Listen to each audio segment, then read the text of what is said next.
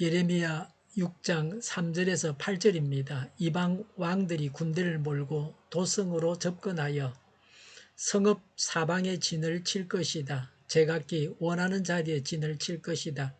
그런 다음에 이르기를 모두 공격 준비를 하여라. 만반의 준비를 해놓고 기다려라. 공격 개시 시각은 정오 정각이다 하는구나. 그러다가 갑자기 야간 공격으로 바꾸면서 너무 늦었다. 날이 저문다. 저녁 그림자가 점점 길어진다. 야간 공격을 해서 시온의 궁전들을 헐어버리자 한다. 나 만군의 주가 이미 적군에게 이렇게 명하였다. 너희는 나무를 모두 자르고 예루살렘을 점령할 흙 언덕을 쌓아라. 예루살렘은 심판을 받아야 할 도성이다. 그 도성 안에서는 탄압이 자행되고 있다. 샘이 물을 솟구쳐내듯이 그 도성은 죄악을 솟구쳐내고 있다. 그 도성에서 들리는 것은 폭행과 파괴의 소리뿐이다. 나의 눈앞에 언제나 보이는 것은 병들고 상처 입은 사람들 뿐이다. 예루살렘아, 이 고난을 경고로 받아들여라. 그렇지 않으면 나의 마음이 너에게서 떠나갈 것이다. 그래도 받아들이지 않으면 내가 너를 황무지로 만들고 아무도 살 수 없는 땅이 되게 하겠다. 아멘. 예루살렘의 멸망입니다. 3절에 이방 왕들이 군대를 몰고 도성으로 접근하여 성읍 사방에 진을 칠 것이다. 제각기 원하는 자리에 진을 칠 것이다 라고 했습니다. 바벨론 왕이 예루살렘을 함락시키기 위해 군대를 몰고 와 예루살렘 주위에 진을 쳐 포위하게 될 것을 비유적으로 표현한 것입니다. 바벨론 왕이 전쟁을 개시하기 전에 군사들의 전열을 정비시키는 말씀입니다. 심판이 급박해졌다고 경고하십니다. 시간이 거의 없습니다. 4절에 그런 다음에 이르기를 모두 공격 준비를 하리라. 만반의 준비를 해놓고 기다려라고 했습니다. 준비하라는 말은 성별하라는 말입니다. 전쟁을 하기 전에 자기들의 신의 도움을 요청하는 종교의식을 행했습니다. 4절의 공격 개시 시각은 정오 정각이다 하는구나 라고 했습니다.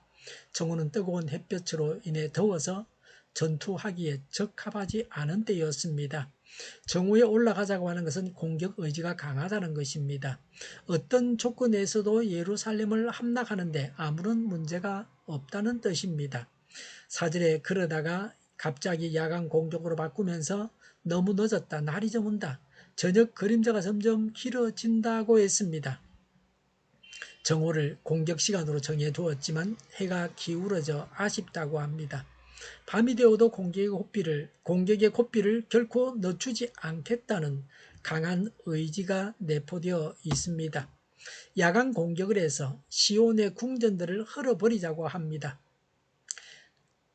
침략군의 작전 계획이 해가 저문 밤에도 불구하고 전혀 지장을 받고 있지 않습니다. 오히려 이를 호기로 삼고 공격 태세를 갖추려 하고 있습니다. 예루살렘의 멸망이 기정사실임을 확증하는 것입니다. 6절에 나 만군의 주가 이미 적군에게 이렇게 명하였다고 했습니다. 만군의 주는 하나님의 이름입니다. 천지 만물의 주권자가 되심을 보여주는 이름입니다. 바벨론 군대 역시 하나님의 주권하에 있음을 보여줍니다.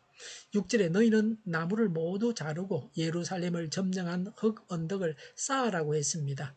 하나님께서 바벨론 군대에게 예루살렘 성을 함락시킬 구체적인 방법을 지시하십니다. 예루살렘이 하나님의 임재의 처소로서의 기능을 상실하고 벌받아 마땅한 성읍으로 전락했기 때문입니다. 6절에 예루살렘은 심판을 받아야 할 도성이다 라고 했습니다. 멸망은 돌이킬 수 없는 하나님의 뜻이었습니다. 왜 심판을 받습니까? 예루살렘 성이 벌을 받게 된 이유를 말씀합니다. 7절에 샘이 물을 솟구쳐 내듯이 그 도성은 죄악을 솟구쳐 내고 있다라고 했습니다.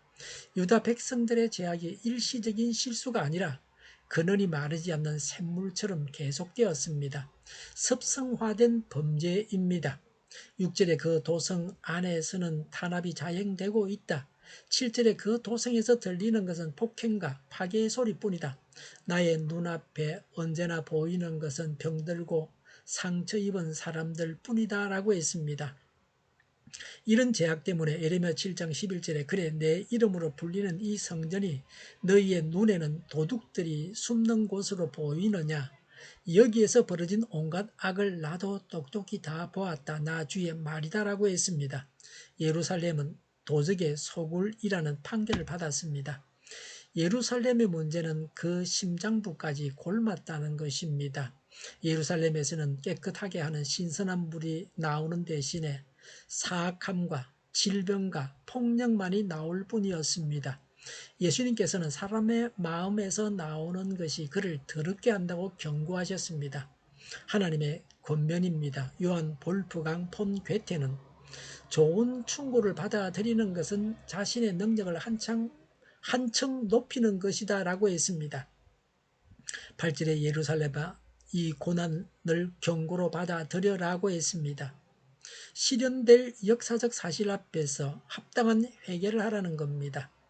아직까지 유다가 멸망을 모면할 가능성이 있음을 암시해 줍니다. 그들의 죄가 심판받기에 충분합니다. 그러나 다시 한번 회개의 기회를 부여하셨습니다. 8절에 그렇지 않으면 나의 마음이 너에게서 떠나갈 것이다. 그래도 받아들이지 않으면 내가 너를 황무지로 만들고 아무도 살 수 없는 땅이 되게 하겠다고 했습니다. 하나님의 거듭된 권면을 듣지 않을 경우에 대한 말씀입니다.